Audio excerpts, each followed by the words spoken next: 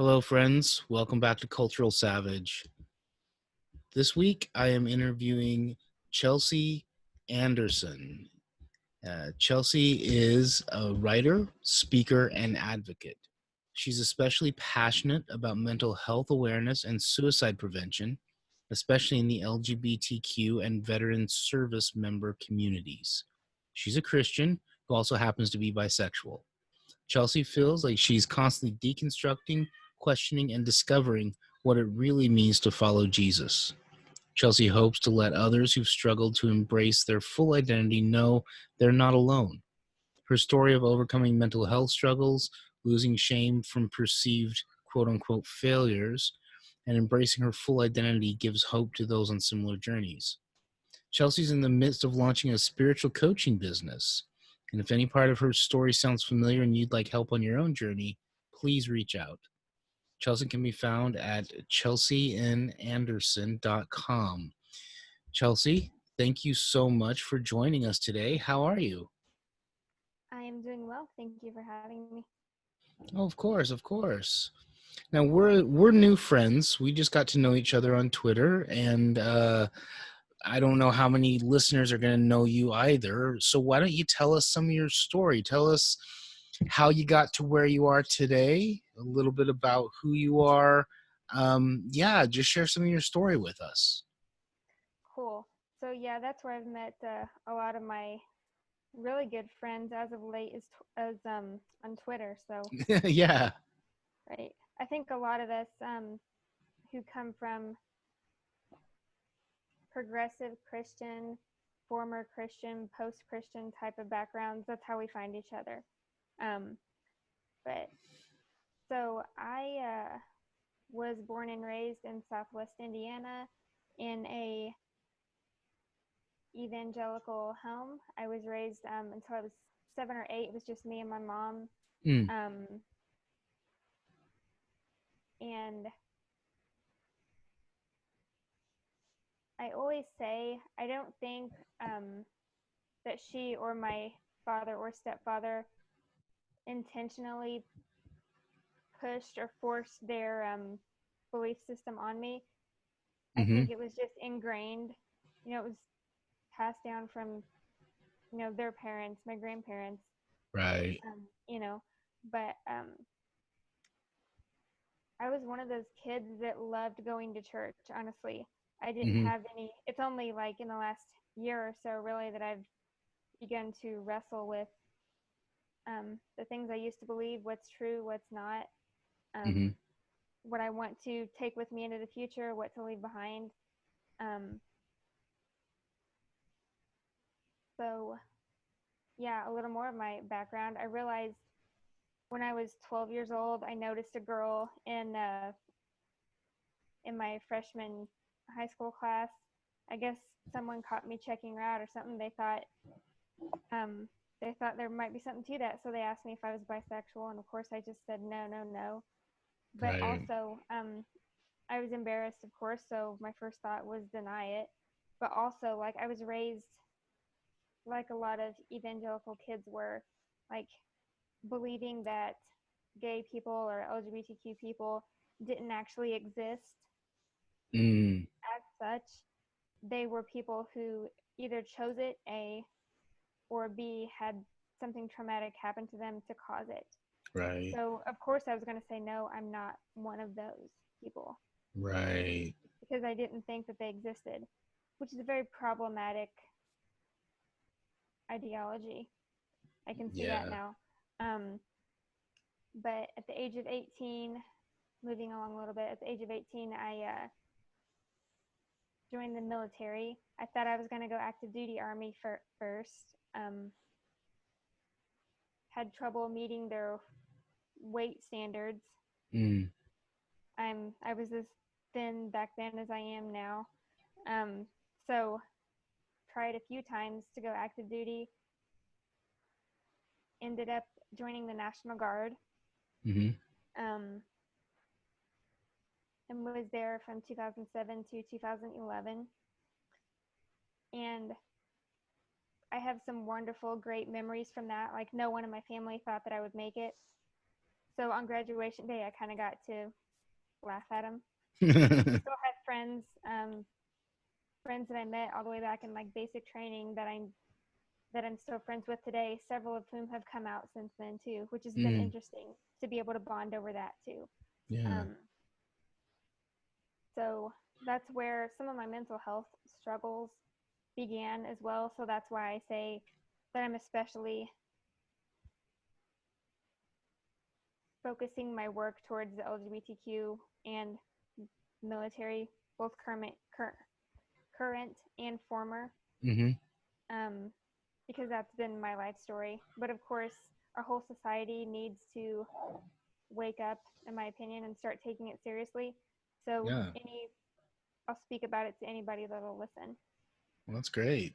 That's awesome. Thank you for sharing your story with us. I really appreciate it. It's very interesting.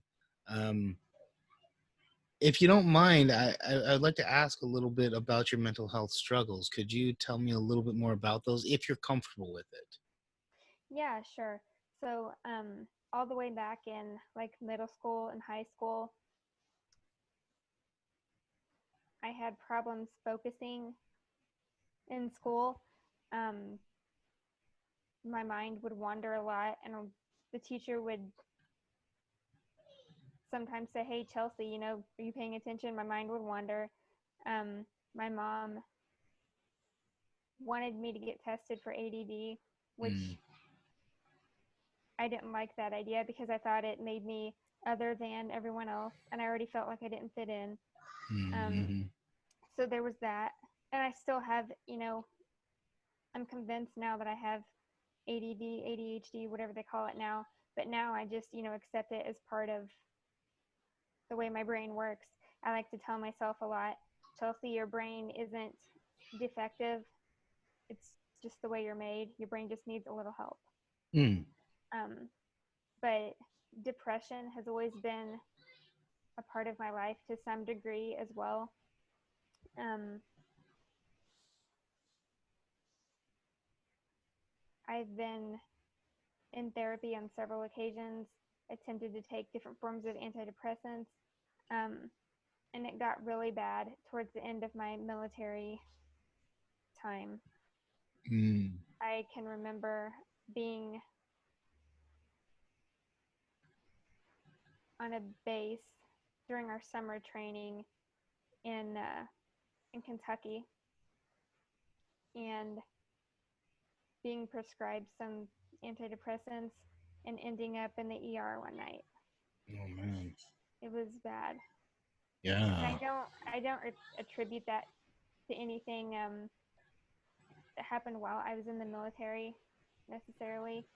It was Sure. just a part of my life every day of the week. Sure. Um, Sure.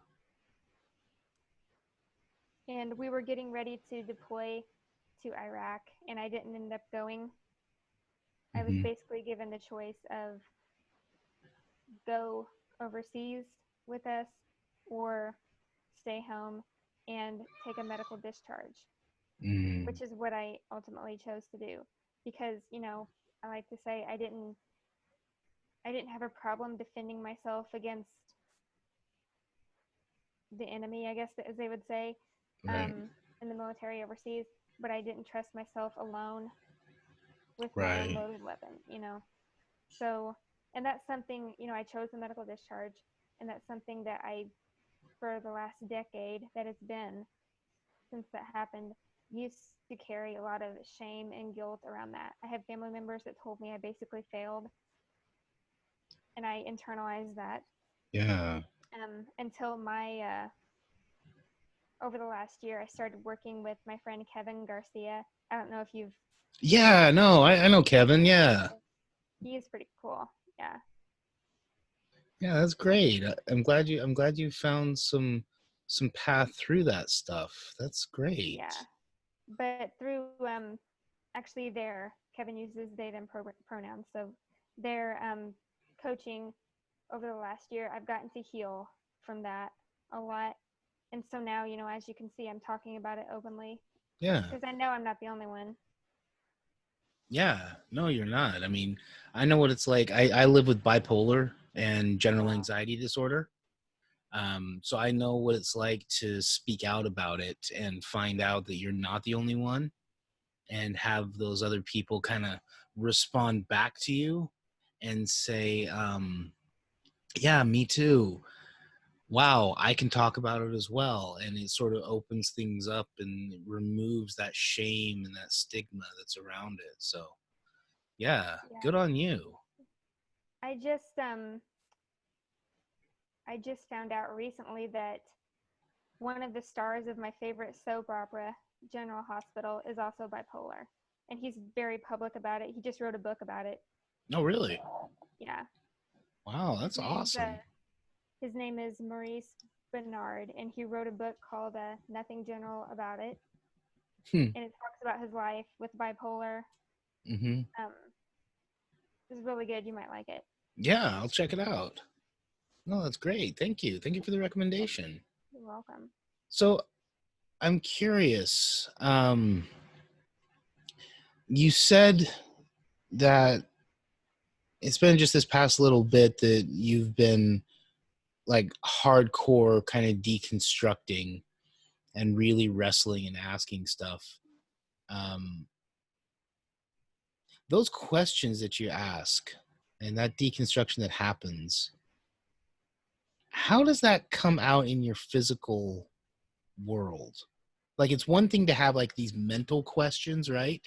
It's one thing to like have the spiritual turmoil, whatever term you want to use for it, but it's a complete other thing to like have it affect your physical world, but it does.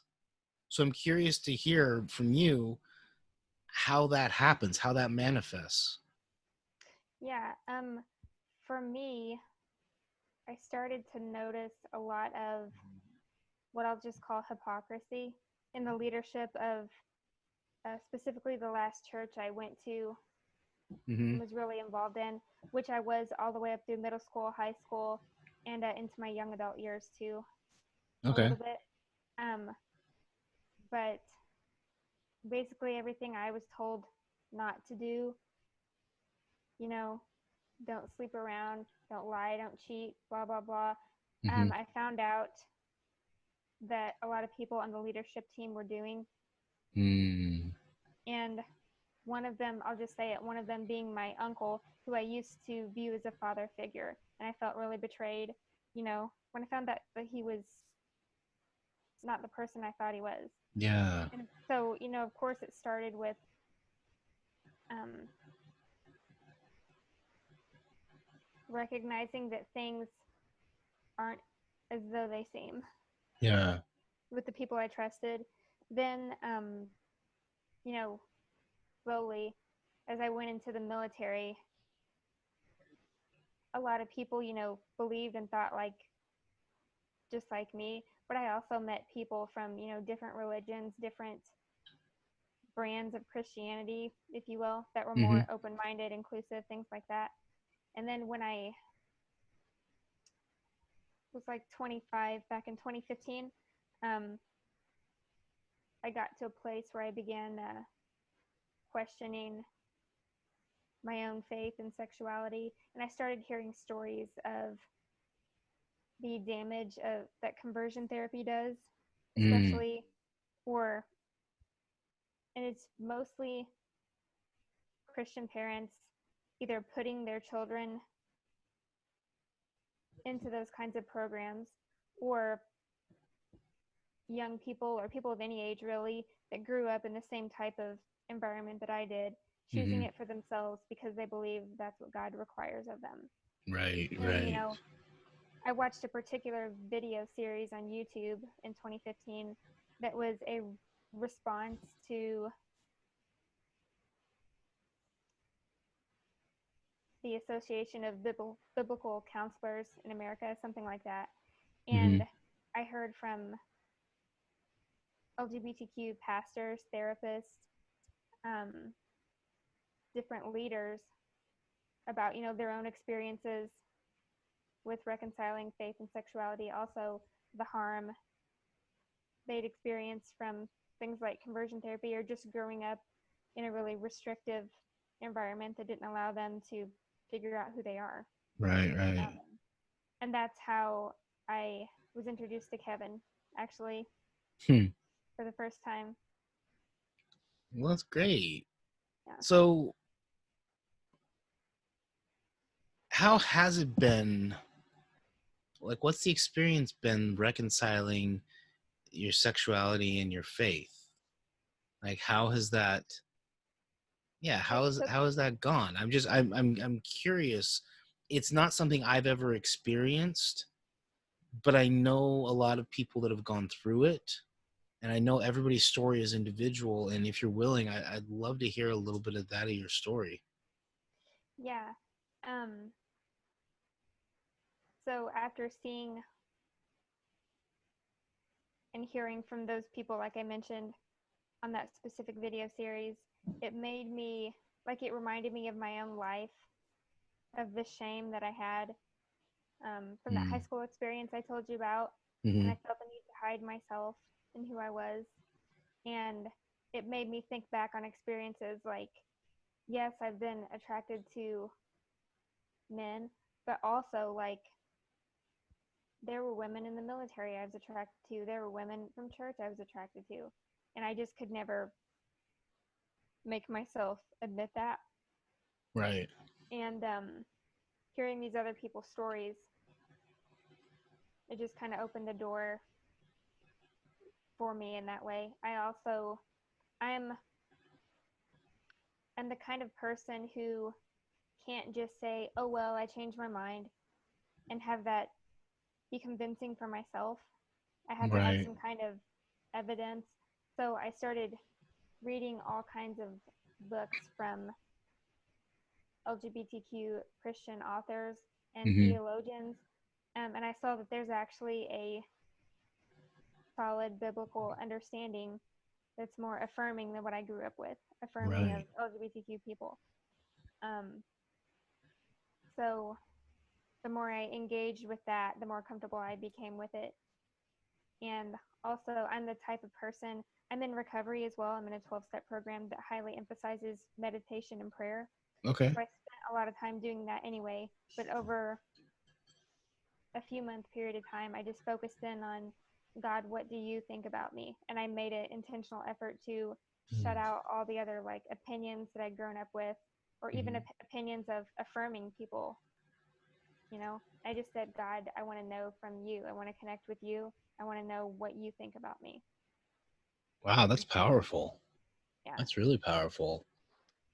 I actually heard that suggestion from that video series in Hmm. 2015 from a, a therapist named Isaac Archuleta. He's Hmm. he's a therapist. He's also the son of two pastors who's had to go on his own journey Hmm. to embrace who he is. But he's actually my current therapist now. I just started working with him in therapy. So Oh, very cool. Very yeah. cool. But he made the suggestion, like, you know sh- don't rely on human opinion Hmm. to tell you what God thinks of you. Just ask God for yourself. That's And powerful. it was so powerful. That is. That is. So, how has the result of that um, changed the way that you live and approach yourself and other people? I feel like it's given me a lot more grace for myself and other people. Mm. Um, it's allowed me to break out of the box that I was taught and that I was given for what women should be and what femininity is. I Mm. grew up with two cousins that were into the beauty pageants and the dance competitions and everything. And I was dragged to those my whole life to watch them, and I hated it.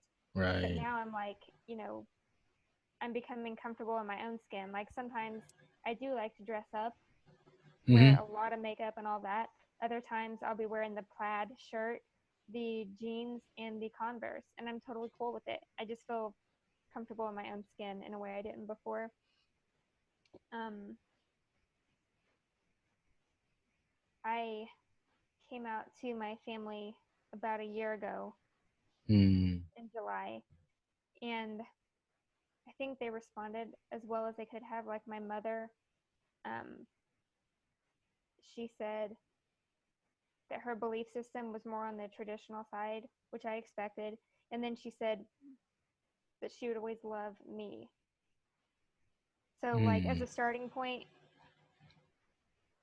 I can accept that, you know. Yeah. I do hope to have conversations in the future about what love looks like Sure. in terms of, accepting the whole person instead of saying, I love you, but I don't agree with this, But, Right. Right. um, but we still have a good relationship. I'm, I often find myself trying to figure out when is the time to be quiet and when's the time to try to educate some of my family. Some of them drive me crazy, honestly. They post things on Facebook like, I love all of my gay friends, but I don't support their choice. And I'm like, oh, we got to start from square one, apparently. Right. Um, but yet, and I say that, but yet these are my family, and I'll never stop loving them. Yeah. Yeah. Yeah. Yeah. No, I hear you. And my It's. grandparents, um, on my mother's side specifically, have been very supportive. My grandpa shocked me whenever I told my grandma, and then she told him without my knowledge. He comes walking in the house one day, like visibly upset, and I thought, oh God, he's not Mm-hmm. happy about this. But he said, Chelsea, if any one of our family members, including his siblings, my parents, anybody, if they have a problem with me, they have a problem with him, and they're not welcome around his Mm. house. So I'm like, dang, I didn't expect that, but I'll take it. Yeah. That's powerful. I mean, somebody else saying I'm on your side in such a definitive way, that's got to feel affirming. I mean, that's got to feel like this, like, it's Yeah, got to feel like that is actually what love looks like. yeah. Um, it did. It meant a lot to me, especially since my relationship with my grandpa has been a challenge up until recently. Um, and I'm not saying I would necessarily agree with the idea of cutting off all ties to family members who don't agree, who Sure. aren't affirming yet, but I appreciate the strong, supportive stance for sure. Yeah. Yeah. Dang, that just I don't know. That just makes me so okay. Let me ask this. As someone who is trying to be an ally to LGBTQ people, so that's where I find myself. I'm trying to be an ally. I mean, just for the record, I am 100% affirming, not only believe that LGBTQ people can be Christian, but that they are essential to the shape Christianity takes in the future. Like that's what Mm-hmm. I believe. Um, but I'm still just an ally, though, right? So how can someone who is an ally embody that spiritual belief about LGBTQ people in a way that is loving without centering ourselves? I Do you know what I love, mean? yeah, I love that question, especially the last thought that you just said. Because that was going as you were talking, I was thinking, and that was going to be kind of my answer. Like, um, we need everybody in the church speaking up for us, affirming our dignity, encouraging churches to change the policies to fully inclusive ones, Mm-hmm. that would allow us to lead and serve and be a part of our churches in every way. Um, what I would say, and this is something I've learned from, my teachers and mentors in the community, because I'm still fairly new as well. I'm learning how to be an ally to people of color, for example, or people Sure. the disabled community, different things like that. So I'm still learning very much as well. Yeah, I think I That's think I think we all like I really believe we all continue to learn to do yeah, this I don't think there's ever a point where it's like, yeah, I got that down. I'm good. Like, Yeah. you know? And yeah, that's what I was about to say is speak up for us anytime that you can, but also like if there's any chance for leaders to pass the mic to us, if Mm, any chance you can, do that. Like if there's always going to be spaces unfortunately in the church where we're not allowed to have influence or leaders may not listen to us, right? right. um but to the extent possible, um speak with us, speak for us, but don't speak over the top of us, if that makes sense. That does make sense. That's really, that makes a lot of sense. Um,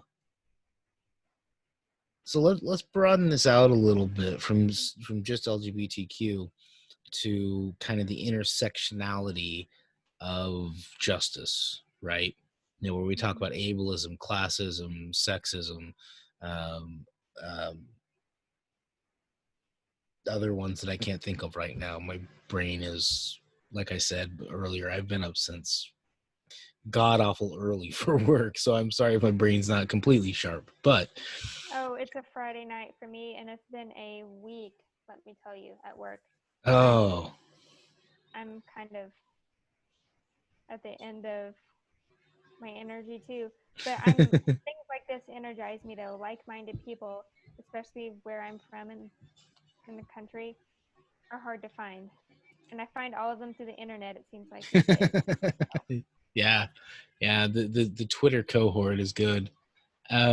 So taking a look at this intersectionality, intersectional justice. Um, how important do you think it is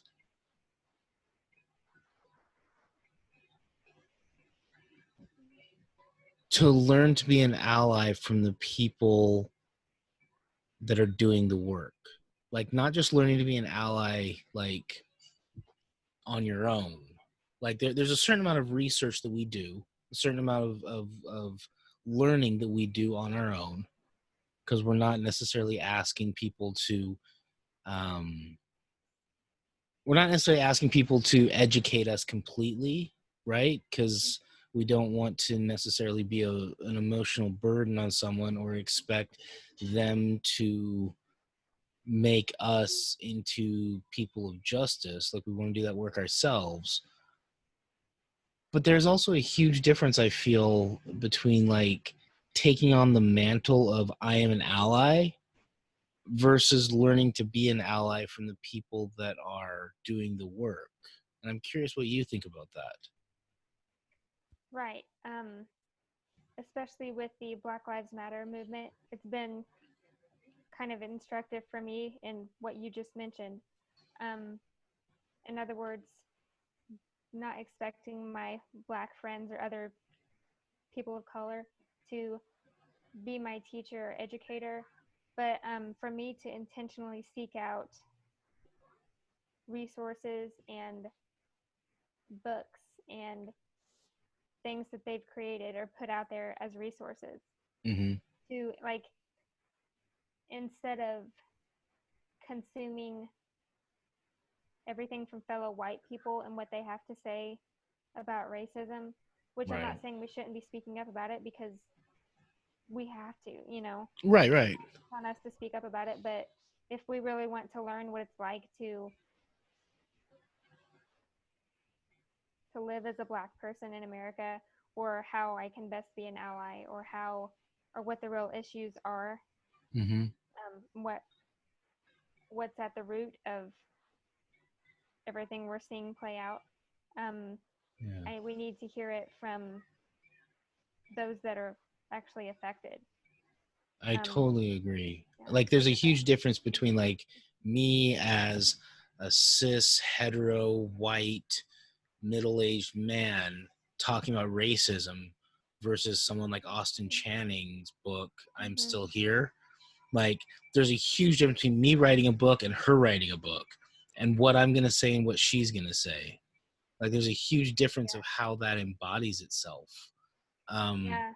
Like, and I've kind of taken this idea into every avenue of justice work. And like I said, I always like to say I'm still a beginner, basically. sure. But it's like what you just said. If I want to learn how to be an ally to people of color, I need to listen to and believe their lived experiences. If I want Mm, to be able to advocate for someone living with bipolar disorder or anxiety disorder, which I also have, by the way, mm-hmm. um, or any kind of mental health issue or veterans issues or anything like that, I need to trust, believe, and listen to their experiences. Um, the same goes with LGBTQ people or people of different religions, disabled people, you name it. Yeah, yeah, yeah. So how do we act out listening? Like it's one thing to everybody says, we need to listen. We need to listen. We need to listen to Black women. We need to listen to womanist theology. We need to listen to queer theology. We need to listen to disabled people. And I totally agree with all that. I'm not trying to knock that, but I'm wondering, like in the real world, what the hell does that look like? You know what? Honestly, I've asked myself that a lot too. Like Mm, I'm still trying to strike up the balance between um, being quiet and listening and not going completely silent whenever injustice happens toward Black people. You know, mm, like I don't, mm-hmm, it's like that thing of speaking up as an ally, but not speaking over or assuming what their experiences are, or making mm. assumptions.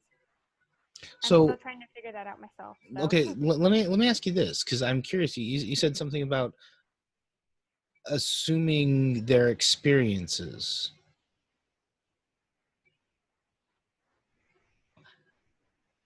How has people's assumed how have people who have assumed your experience as a bisexual, I'm sorry, woman, is that correct? Okay, I just wanted to make sure I wasn't misgendering you. Sorry. you're Um, good. but but like um how have people who have assumed your experience as a bisexual woman, how has that hurt you? Well, when people, whether intentionally or not, claim that queer people don't actually exist, that it's somehow a choice, I feel dehumanized. Hmm. And when they assume, especially for women, I mean, it's true for men too, people of all genders, um, but specifically women, where they assume, if you identify as LGBTQ, you must have experienced either parental neglect, abuse, sexual abuse, broken family, distant Right. father, overbearing mother. I mean, Right. The whole gambit of like, this is right. why you are the way you are, not Yeah. Um, yeah. it hurts whenever I see people like, I don't know if you've heard of Bethel Church's change movement, but if not, look it up if you want to be driven. That's absolutely crazy. But I've heard of it and it yeah. yeah. But anyway, so when organizations like that, or if you've heard of Exodus International that used to exist but now doesn't, thanks be to God. Um, Yes, yes. I was glory hallelujah when that did not exist anymore. That was Glory be in the yes. highest. But whenever they assume or tell people that the only outcome that God will accept is going from gay to straight. Like there's in the queer community, queer Christian community, um, there's what's sometimes referred to as side A, which is completely affirming of same-sex relationships, queer people in leadership, everything Hmm. like that. And then there's side B, which consists of people who are queer, who feel like that they're called to celibacy. And I respect people on both sides of that. Obviously, I'm side A. I'm completely affirming. I think Mm-hmm. that any theology that tells people that God doesn't love them completely for who they are and that would exclude them from any of the sacraments, including marriage, is Mm, deadly, it's toxic, and it needs to go. But I mm, respect the queer person who says, based on my own conviction, here's how I choose to live, and they choose it willingly. There's a difference between that and um, a straight person, for example, mandating that on them, like a straight pastor or something like that. right. It's So, it's nobody's place to like prescribe celibacy. Like yeah, this is your solution to your problem right, because there is no problem. right. I mean, and for Christians who want to make the argument, it's not even biblical. True. It's referred to as a gift or a calling for a select few. It's not a prescription for any specific group of people. Very true. Very true. So let me ask you this: bisexuality gets a bad rap.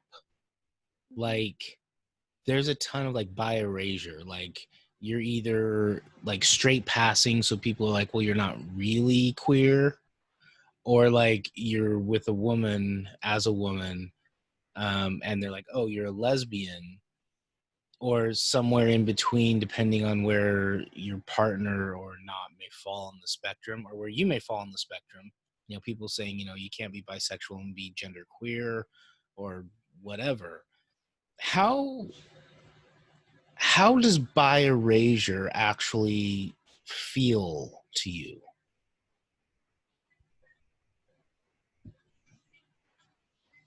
I don't know if I've experienced that a lot publicly. Um, Mm, what I have experienced though is people asking me, well, Chelsea, if you have the capacity for attraction to women and men, why don't you just choose to only date men? oh. And I'm like, well, number one, what's it to you? Number two, I don't know. I don't even answer that anymore. I don't have a good answer for it, and I don't feel like I need to justify my existence to anybody. Um, Mm-hmm. Also,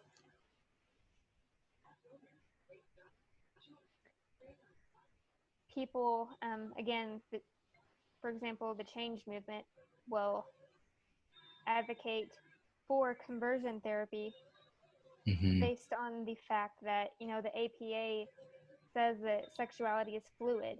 So especially if someone is bisexual, see, hey, you can change.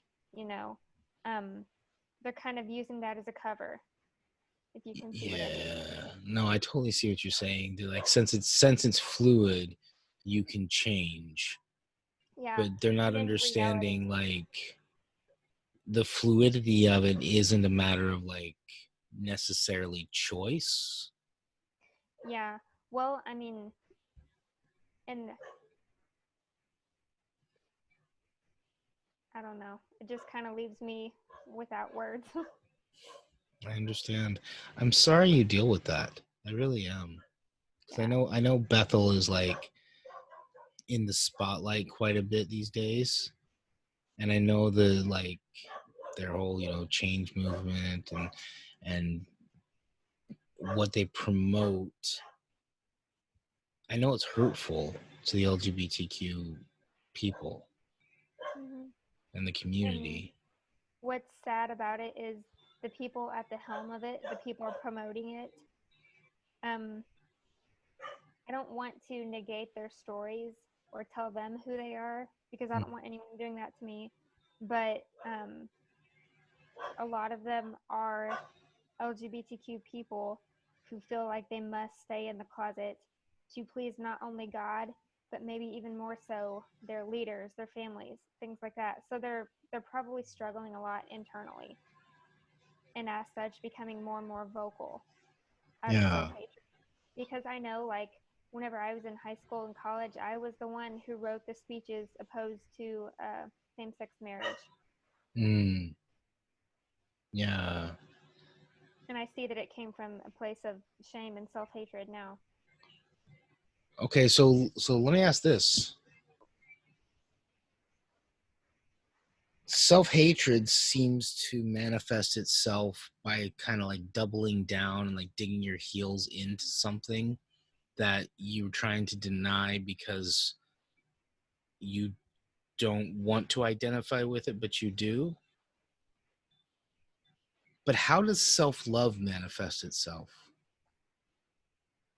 Like, how does that acceptance of yourself, that affirmation that you are good as you are, or even what you said about like your brain, like it's something that I struggle with because I feel like I have a broken brain. But you said, it's not broken, it just works differently. Yeah. Like, that's a form of self-love and affirmation. And how does that stuff like manifest like in your life? Like how you Well, treat other people, like how you what you like, how does it actually come out instead of just being like some nice words that we say to ourselves? right. Well, for me, it did start with words that I would speak over myself, affirmations. Um, like, I am proud to be queer. I listen to what Mm. my body's telling me because she, and I refer to it as she as a person, Mm-hmm. um, she knows the truth. Um, I trust myself to make good, sound, and wise decisions. Mm. I am capable and successful at anything I choose to do. Mm. Just speaking that out loud. Also, especially here lately, I've become more vocal about who I am, but also the things I've overcome. Like, for the last 10 years since I left the military, I didn't want to talk about it. I was so ashamed. Now I'm actively writing and posting about it. And because it's healing for me, but also I know there's other people out there that need to hear Mm. from somebody that's been through the same thing and overcome it. Um, the same goes for mental health issues and things like that. And it not only allows me to help other people connect with them, but build community as well. That's how I found most of my closest friends. Um, Wow. So you're saying that the way self-love manifests itself for you in your body, in your life, is it gives you the freedom to talk about the things that were once shameful. right. That's good. Okay, so I gotta ask this question. This is like the one question that I try and get everybody to because I'm always curious, because I'm a theological nerd at heart. I just am. Hmm. In light of all of this, in light of affirming yourself, in light of your story, in light of how self-love manifests, in light of everything we've talked about here, what does that do to shape the gospel for you?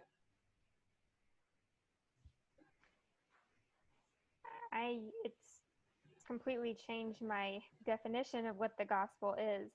I grew up evangelical, Assemblies of God style, like I think I mentioned earlier, Mm-hmm. um, which for me meant evangelism, which I used to see as good and pure and right, and it made me feel really righteous and good about myself.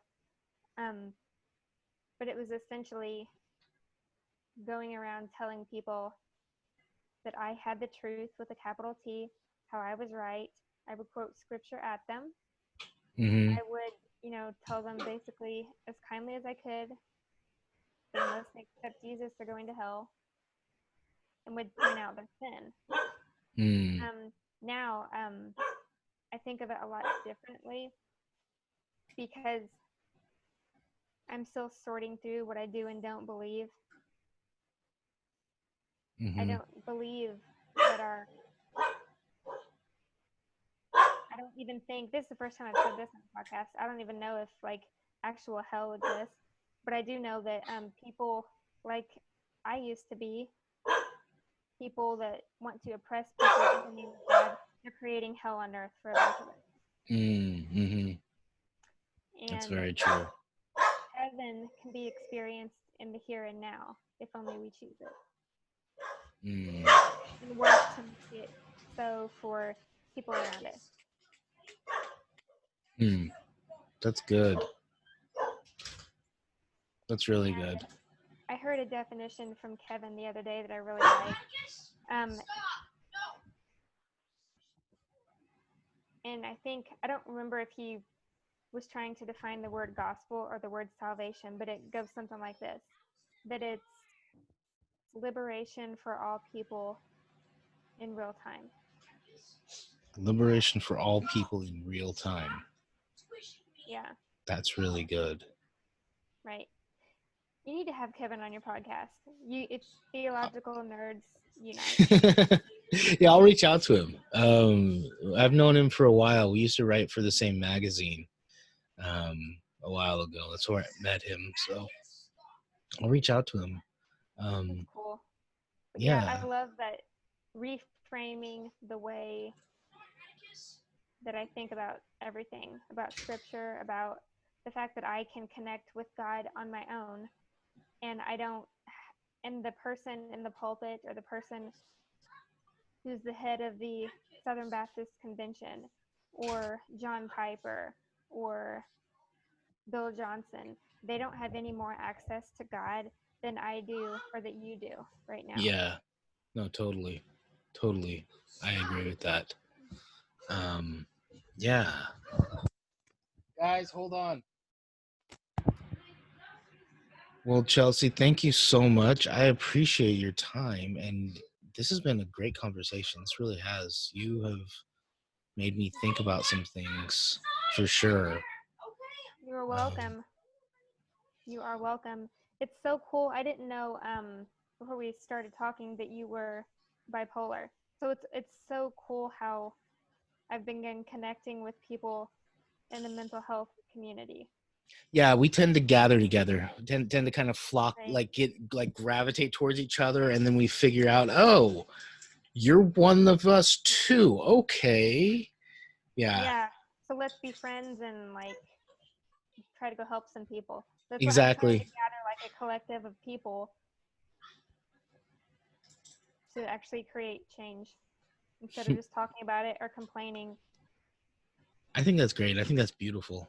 That's really the whole like love your neighbor as yourself type thing. Like you're learning to love yourself, so you're engaging with other people, trying to get them Right. to love themselves as well. Liberation for all in real time. Yeah. That's That's pretty good. freaking dope, isn't it? That's a good definition. It is. It's really good.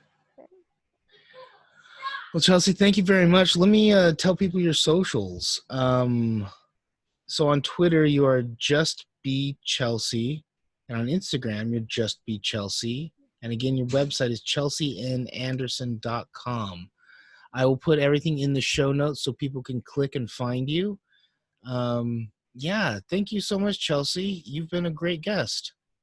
You are welcome. And my Twitter and Instagram handles are just be Chelsea with one B, not the BE spelled out, Oh, just that's one B. right. Yeah, just one B, people. So if you're looking for Chelsea, it's just the letter B, Chelsea. Right. Remember that. All right. Well, thank you very much. Thanks. All right. Bye. Bye.